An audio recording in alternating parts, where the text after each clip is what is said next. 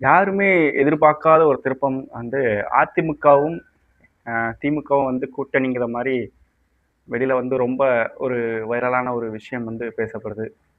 So அது ஒரு பக்கம் இருக்க, சென்னையில வந்து தங்க வைக்கப்பட்டிருந்த அதிமுகவோட எம்எல்ஏக்களுக்கு பாண்டிச்சேரியில் இருக்கிற ஒரு ரெசார்ட்டுக்கு வந்து மாற்றிருக்காங்க. ஸோ இது ஒரு பக்கம் போயிட்டு இருக்கு.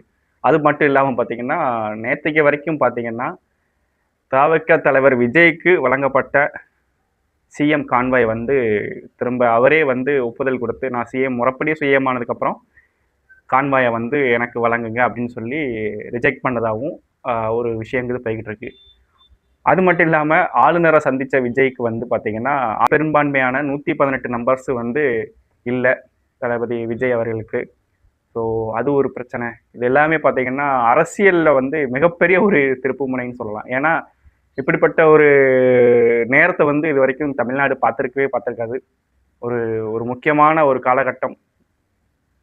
பெரும்பான்மையான வாக்குகள் வாங்கின விஜய்க்கு வந்து இப்படி ஒரு சிக்கல்கள், என்ன செய்ய போகிறோம், அடுத்த கட்டமாக என்ன செய்ய அப்படிங்கிற மாதிரி ஒரு ஒரு விஷயத்தை ஏற்படுத்துறாங்க. ரெண்டாவது என்னன்னா, இத்தனை வருஷமா கொள்கையிலையும் சரி, கோட்பாடுலையும் சரி எதிரிகளாக இருந்த அதிமுக திமுக வந்து நான் பார்த்த வரைக்கும் 2 பேரும் கட்சி இணைவதற்கு வந்து சாத்தியம் இல்லை. ஏன்னா அப்படியே இணைஞ்சாலும் இந்த வருஷம் 5 வருஷம் வேணா மாறி மாறி வேணா ஆட்சி அமைச்சுக்கலாம்.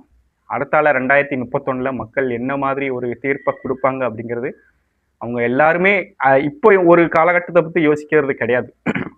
ஏன்னா அடுத்த அடுத்த கட்டமாக வந்து பார்த்தீங்கன்னா, இப்படி அவங்களுக்குள்ள ஒரு கூட்டணிங்கிறது உருவாயிருச்சுன்னா, அடுத்த 5 வருஷத்துக்கு அப்புறம் மக்கள் இவர் தொடர்ந்து ஒரு எதிர்க்கட்சி தலைவராக விஜய் இருக்கும்போது, மக்கள் மத்தியில் வந்து எந்த மாதிரியான ஒரு விஷயத்த வந்து கட்டமைப்பாங்கிறது தெரியல. ஏன்னா இந்த 5 வருஷம் இவங்க ஆசைப்பட்டு 2 பேரும் கூட்டணியை அமைக்கிறதுக்கு வாய்ப்பு இல்லை. அமைச்சாலுமே இவங்களோட கொள்கை கோட்பாடு, ஸோ கூட்டணி கட்சிகளில் இருக்கிற அமைச்சர்களோட அந்த மனநிலைமை, ஏன்னா ஒருத்தருக்கு ஒருத்தர் பார்த்தீங்கன்னா கடந்த 35-40 வருஷமா வந்து எளியும் புனியமாக தான் இருந்திருக்காங்க.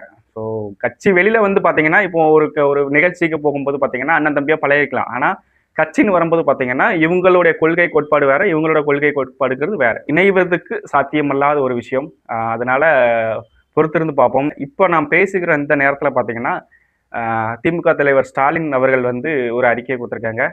தவிக ஆட்சி அமைப்பதற்கு வந்து எங்களால் திமுகவால் வந்து எந்த இடையூறும் இருக்காது. அவர் வந்து நல்லபடியாக ஆட்சி அமைக்கட்டும்.